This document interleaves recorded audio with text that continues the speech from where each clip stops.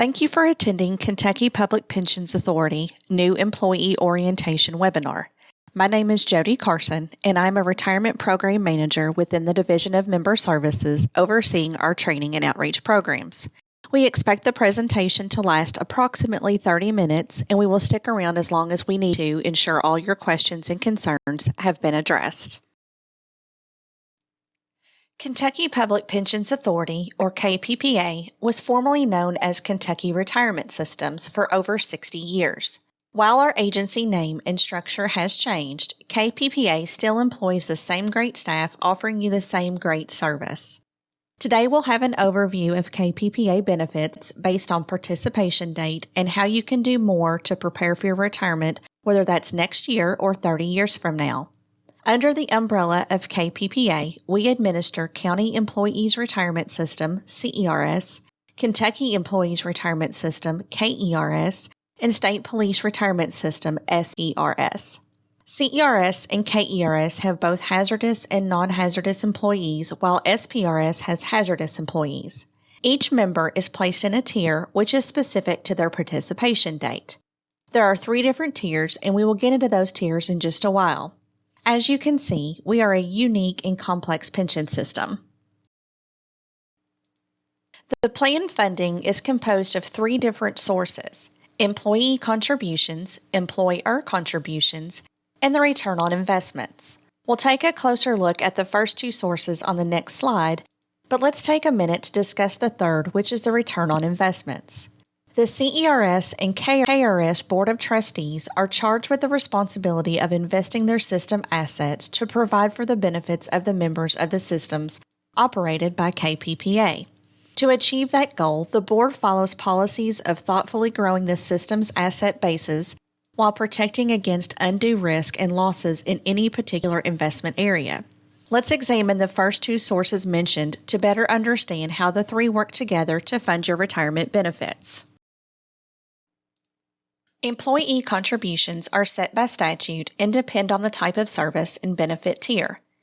Non-hazardous employees pay 5% of their creditable compensation, and hazardous employees pay 8%. Creditable compensation is earnings that must be reported to KPPA and is used to calculate retirement benefits. For employees with a participation date on or after September 1, 2008, an additional 1% is withheld for health insurance contributions, often referred to as HIC. The 1% HIC is non-refundable. Tier 3 non-hazardous employees contribute 5% of their gross salary with an additional 1%, while Tier 3 hazardous employees contribute 8% of their gross salary plus the 1% HIC. Recommended employer contribution rates are determined by KPPA's independent actuary based on data in the annual actuarial valuation.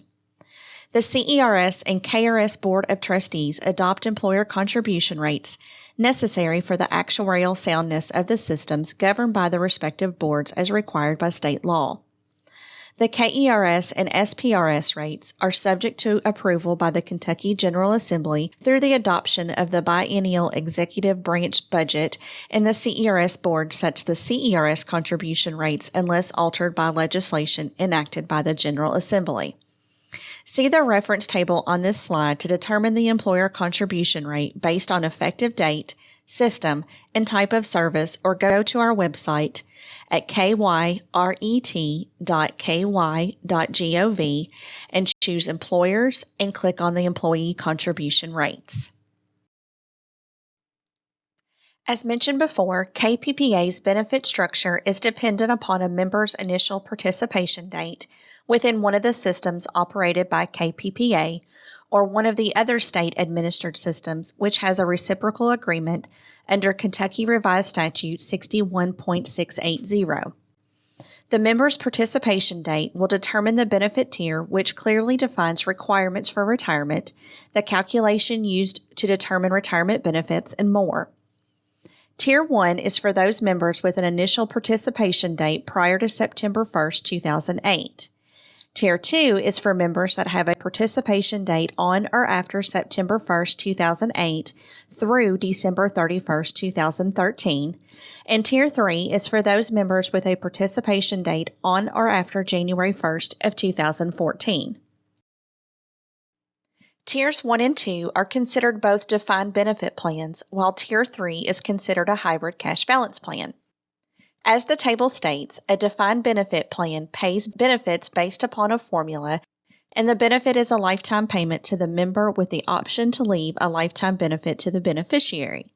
Both of these characteristics can be applied to all three tiers administered by KPPA.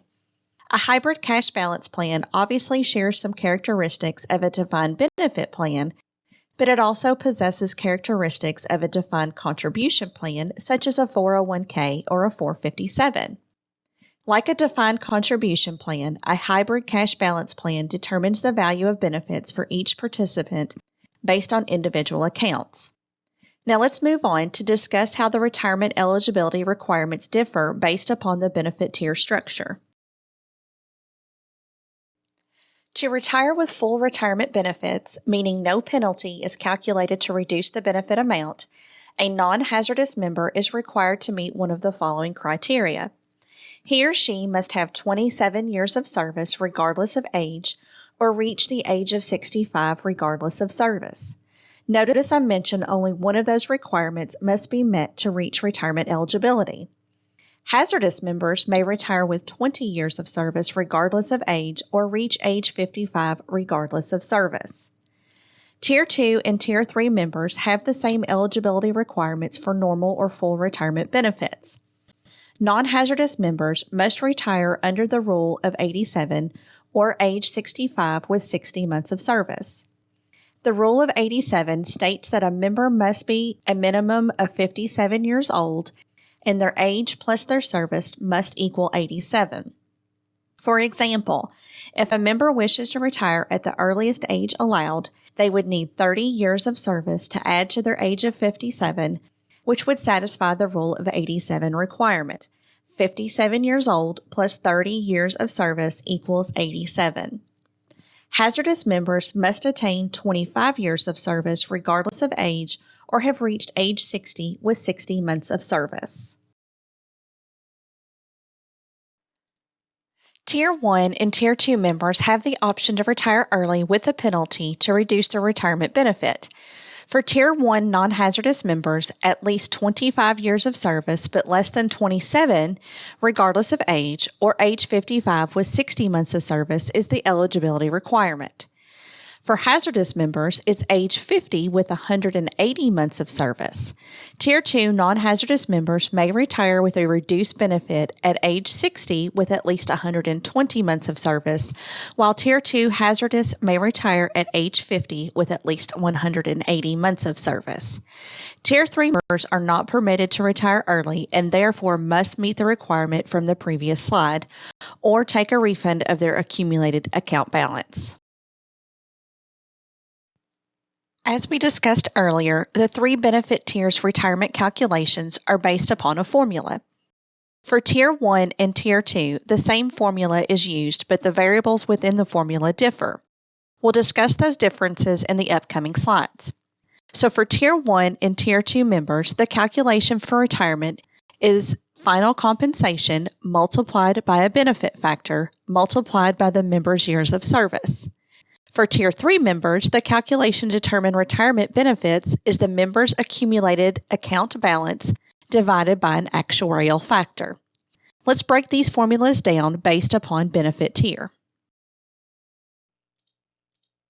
The first component of our formula is final compensation. For Tier 1 non-hazardous members, the final compensation is based on the highest 5 fiscal years with the highest monthly average, while hazardous members is based on the highest 3 fiscal years with the highest monthly average. Partial years may be used to determine the average of these salaries if the partial year represents a higher monthly average in wages than the monthly average of the previous years, which may contain a full 12 months of service. It's also important to note that there must be a minimum of 48 months in the calculation for non-hazardous and a minimum of 24 months in the calculation for hazardous. As you can see, to determine the final compensation, the highest fiscal years of salary based upon the member's type of service is added together and then divided by the number of months represented over those years to determine the member's average annual salary or final compensation. This number is then multiplied by 12.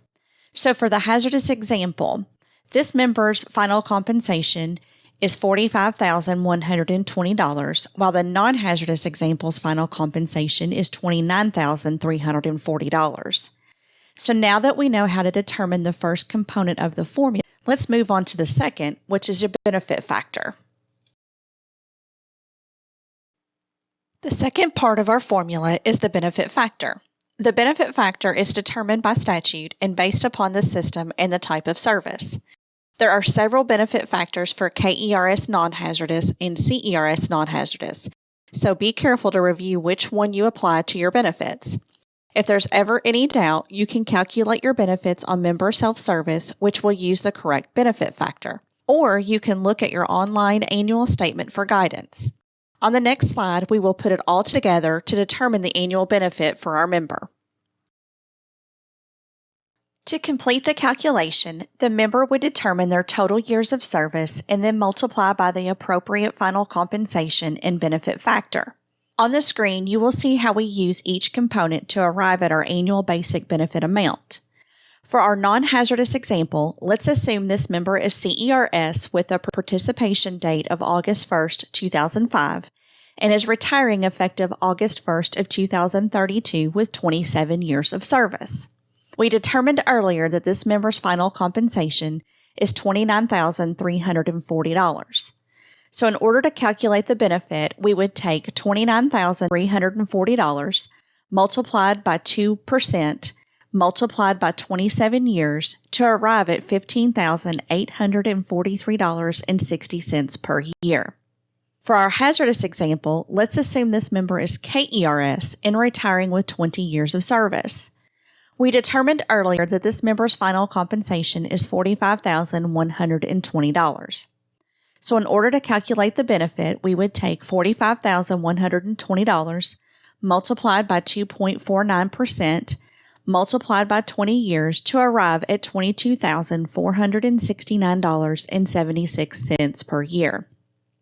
As I mentioned, logging into Member Self-Service would not only project the member's first eligible and first unreduced retirement date, but it will also calculate the member's retirement benefits based on the information that a counselor would use to calculate benefits in office. It will also include any penalties associated with an early retirement. For Tier 2 members, the calculation is also final compensation multiplied by the benefit factor multiplied by the total years of service. Final compensation for Tier 2 non-hazardous is based on the last 5 full fiscal years of salary, while hazardous members is based upon the highest 3 full fiscal years of salary. Unlike Tier 1, partial years will not be used to determine the average of these salaries. It's important to note for Tier 2 final compensation that there must be a minimum of 60 months in the calculation for non-hazardous and a minimum of 36 months in the calculation for hazardous. Again, to determine the final compensation, the full fiscal years of salary based upon the member's type of service is added together and then divided by the number of months represented over those years. To determine the member's average annual salary or final compensation, you then multiply by 12. So for the hazardous example, this member's final compensation is $44,000, while the non-hazardous example's final compensation is $42,100. The benefit factor is again determined by statute and based upon the type of service and the amount of service. I won't go into each tier of service credit at retirement, but notice the more service in with which you retire, the higher the factor is. I do want to point out that for those non-hazardous members that work beyond 30 years, the higher 2% factor is only applied to those years that are in excess of the 30 years. On the next slide, we will put it all together to determine the annual benefit for this member.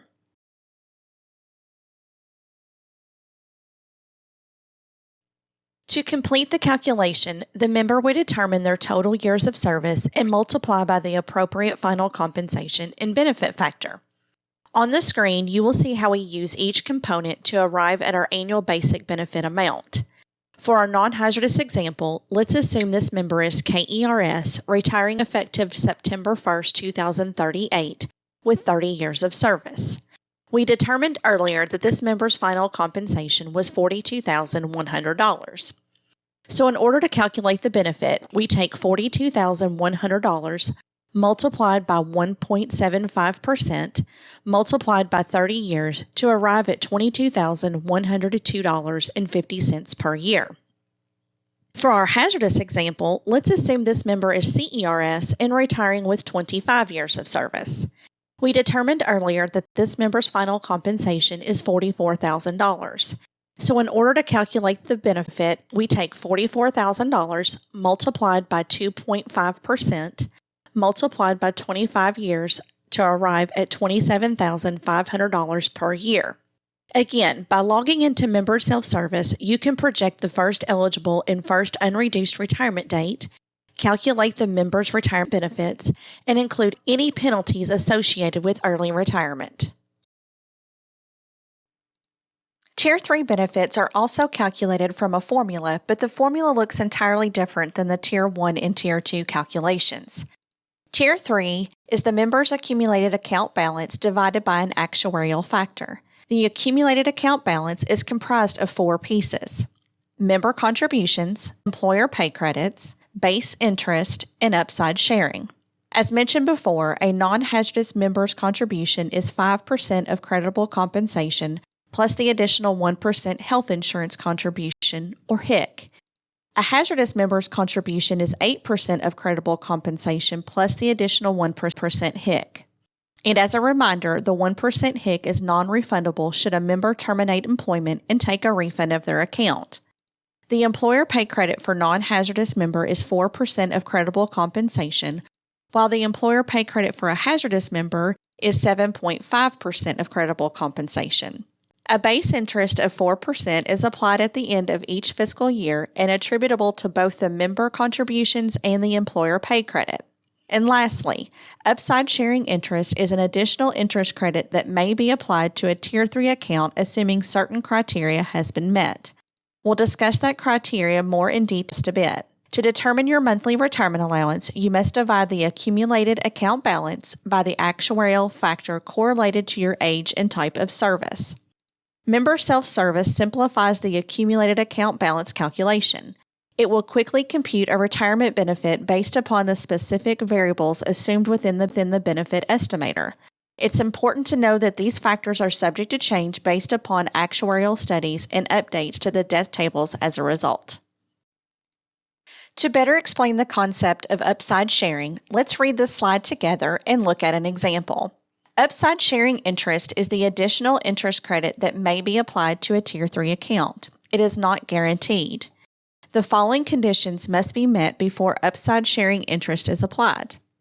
The system's geometric average net investment return, often referred to as gainer, for the last 5 years must exceed 4%. If this is true, the member is eligible for upside sharing credit, assuming he or she has been active and participating in the fiscal year. If the gainer exceeds 4%, the member's account will be credited with 75% of the amount of return over 4%. It's applied to the account balance as of June 30th. Now let's look at an example.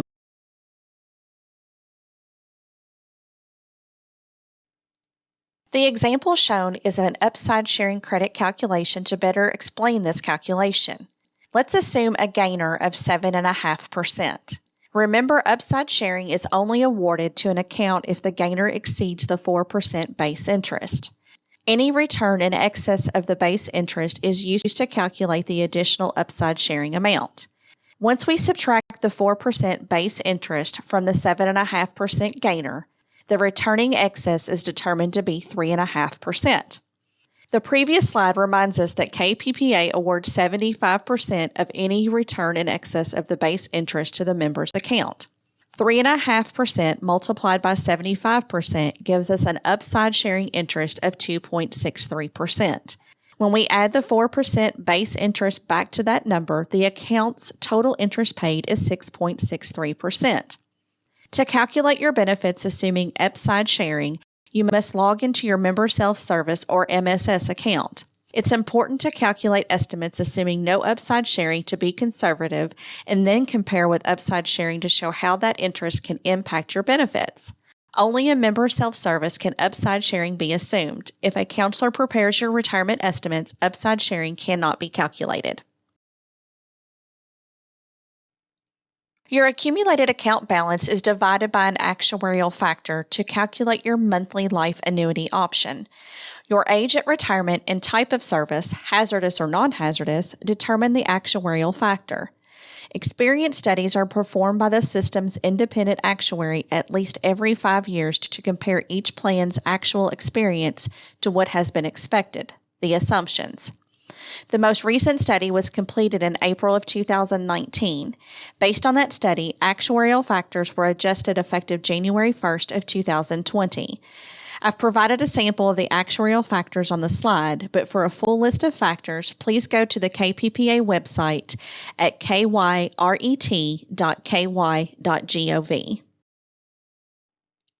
A common question for members within the systems is what happens if I leave my job? For Tier 1 and Tier 2 members, your options may look a little different than Tier 3. If you terminate your position, you may retire if eligible, leave the contributions with KPPA until you have reached retirement eligibility based upon age, or if you regain employment in another participating agency within one of the systems operated by KPPA, or you may take a refund of your account. By taking a refund of your account, you receive a one-time payment representing the money you contributed plus interest. The money your employer contributed will remain with KPPA. Refunds may be issued in a lump sum payment or rolled into another qualified retirement plan. And lastly, KPPA is required to withhold 20% for federal taxes, and you could be subject to an additional tax such as a 10% excise tax. It's also important to note members that refund or roll over their contributions with KPPA will forfeit all future benefits, including their benefit tier. Therefore, if they were to return to another employer under KPPA, they would participate within the benefit tier based on their new participation date.